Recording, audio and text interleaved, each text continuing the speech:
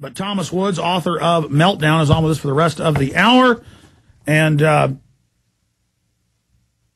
we appreciate him coming on the show.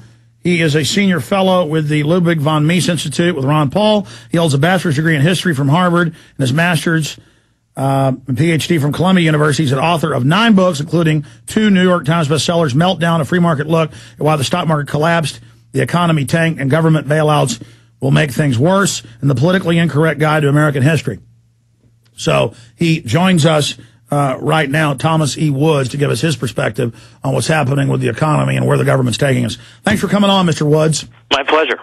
You bet. Okay, tell us from the von Mises Austrian school angle, what's really happened here and where we're going. I think the only point of disagreement we may have is that I know this is engineered from the IMF World Bank documents. They implode things by design to then bring in even more control in the next phase of their Ponzi scheme. I don't know your view on that, but I do agree with you regardless that government's, quote, making it worse for the common person. Go ahead. Well, there's certainly the case that regardless of where these busts come from, and I mean, I argue that it's what the Fed is doing to us. The Federal Reserve gives rise to these busts. The bottom line is that they always use the bust that they brought about as a pretext to get more power over us. It's a perverse dynamic. And unfortunately, we have so many people who are, right now, because of Obama and his alleged charisma, we have people who are so zombified that they're just going to sit back and go along with what's being said. And I think it could not be more important for people who believe in freedom and who actually believe in a real free economy, not a manipulated one, to be able to answer these people, to show that every single thing they're recommending would make things worse. All the fiscal stimulus nonsense, the monetary stimulus nonsense, printing up money, every one of these suggestions you could make a superficially plausible argument for, but if you get 1 millimeter beneath the surface, every bit of it makes us poorer and gives them pretext for still more power because they perpetuate the depression. Well, let's start with GM. Let's kind of start at the end, sure, and then after the break, go back to the beginning of these monetary systems.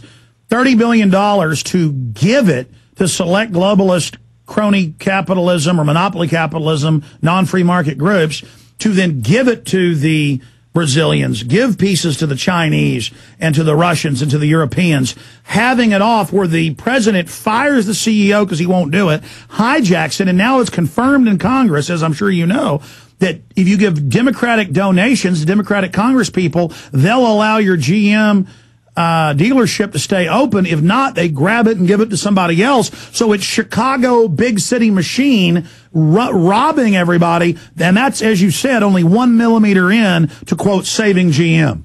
Absolutely. And meanwhile, we're being told that this is the last thing Obama wants to do. He doesn't want to run GM. So, the usual, I think my usual rule of thumb is whatever they say, the opposite is true. So when he says he just absolutely hates the idea of running GM, sorry, I guess I just don't buy that. But we're being told that eventually, don't worry, the government is going to sell off its share of GM and return it to private hands, and don't worry about it. But after however long they're going to have it, I don't know, a year, 2 years, who knows how long, and they mismanage it inevitably. They use it as a big pork barrel thing. Who would want to buy it? I mean, they're going to run the thing even further into the ground. Who are they going to sell it to? So they're going to wind up having it for forever, as far as I can see. Well, I mean, having the skeleton, it's kind of like they've eaten all the meat off the turkey and there's bones laying there. They're giving it to little select cronies, big pieces of it, and then making us finance kind of like a new IMF World Bank boondoggle, but through the vehicle of GM.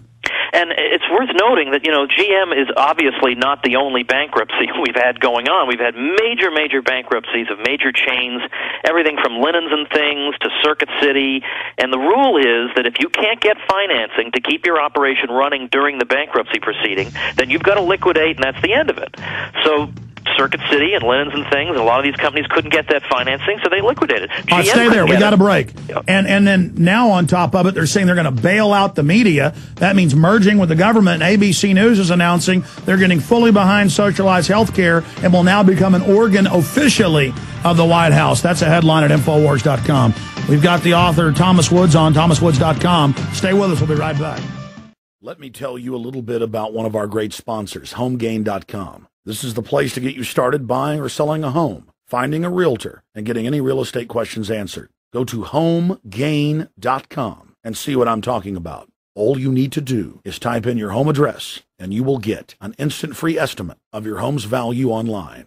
This is a great way to be able to monitor the value of your home. And again, it's absolutely free. There are tons of tools to help you. For instance, if you want to remodel your home, go to homegain.com. Use their Home Sale Maximizer to help you determine which home improvements can most increase your home's value before you put it on the market. For 10 years, these folks have been helping home sellers and buyers. Visit their link at Infowars.com. Look for Max, the orange home gain gorilla, to help you with any real estate needs you might have. You'll love this site. It's homegain.com, HOMEGAIN.com. Check them out today. He is a New York Times bestselling author of multiple books. Meltdown, a free market look at why the stock market collapsed, the economy tanked, and government bailouts will make things worse. Okay, I'm going to try to sit back, one of the fellows at Von Mises Institute with Ron Paul. I want to sit back and let you break it down from your perspective, but I just want to throw out, what do you think of this hoax of Newsweek and others saying that we're all socialists now and that this is socialism? Socialism, I think, is bad enough, but supposedly some of the stolen money goes to the poor. This is offshore corporations looting us and sanguinating us and sucking us dry. I mean, this is not socialism we're seeing. Isn't this just highway robbery or piracy that's going on, sir? Yeah, I mean, it seems to me that I wouldn't even want to dignify it with a word. I mean, you know, other than looting or whatever. Like, there's no economic philosophy behind it. It's just whatever economic rationale they try to put forth for it is just a cover for looting the population in broad daylight. And they must really get a good laugh out of how easy it is, how they're getting away with it, and how they've got the media in their pockets that just echoes all the rationales that, like, for instance, we hear things like systemic risk, that, oh, you know, we got to bail out these bankers because, you know, heaven knows if one of these institutions failed, then the others would fail, and then we'd all be reduced to crawling around eating worms. But in fact, gosh, there was an article 2-3 years ago in something called the Journal of Financial Economics that went through all these arguments and concluded that this whole systemic risk thing is totally overblown, that the actual systemic risk is about zero, that this is basically just a convenient pretext for politicians when they're shoveling money to their friends. They can cover it by saying, oh, no, I'm just acting for the common good. I'm acting for you people to maintain the system. Oh, come on. Meanwhile, the 10-year notes going up, mortgage rates are going up in reality. They can cut rates down to zero. Reality setting in. They're saying, other economists, I don't know what your view is, are saying we're at 18, 19% real employment. I mean, how long can this charade go on? Well, I'm surprised it's gone on as long as it has, but you're right. I mean, I think your unemployment statistics are far more accurate than the phony baloney ones cooked up by the government that they've been manipulating for years. If you really compare our situation with the 1970s and you compute the unemployment statistics the way they did, we're already at or above 20%. Because one of the things they did, I'm sure you already know this, is in the 80s and 90s, they got rid of the discouraged worker, which means if you've been looking for a job and you're looking and you just figure this is totally hopeless and you just stop, you figure it's not even worth bothering, they don't count you as being unemployed. So the millions of people that moved in with mommy and daddy, or parents that moved in with their kids, or homeless people, they just don't count those. No, they don't count them. So in other words, when you're hearing that the official statistic has it at 9.4% unemployment, you can believe the reality is at least double that. And then it doesn't factor in all the part-time workers. And so it is essential for us to get where this comes from. Like, why does this happen to us? Because, of course, we're being told that, well, it just goes to show that when your overlords aren't running everything, this is what happens, and you stupid rubes didn't listen to us. That whole thing is becoming the conventional wisdom. Exactly. They're saying you need bigger overlords. That will fix it, when it's the very overlords that did it. And so it's so funny when the German Chancellor Merkel said, you know, it's like when they occasionally say something sensible, they have to immediately follow it up with something disastrous. So she said, the central banks have really done a rotten job. Hey, great so far. And then she goes on to say, therefore, we need to have a giant coordination of all the central banks. No, that's the exact opposite direction we want to go in. We should be wanting to shut these things down. And this is what Austrian theory teaches. It's what Hayek won the Nobel Prize for. It is they who get the economy hopped up on these unsustainable booms that then ruin people's lives when the bust comes. But during the boom, we're all told that, hey, this prosperity is going to go on forever. Everybody should get into the stock market. And everybody starts thinking that, you can get rich quick through all this. And meanwhile, you wind up getting wiped out. And it's about time Americans realize this is not the free market looting you. It is Alan Greenspan and Ben Bernanke and his friends. And, when Alan Greenspan said earlier this year, he said, I guess there's a flaw in the free market that I hadn't noticed before. Yeah, you know what, Alan? We have met the flaw, and it is you.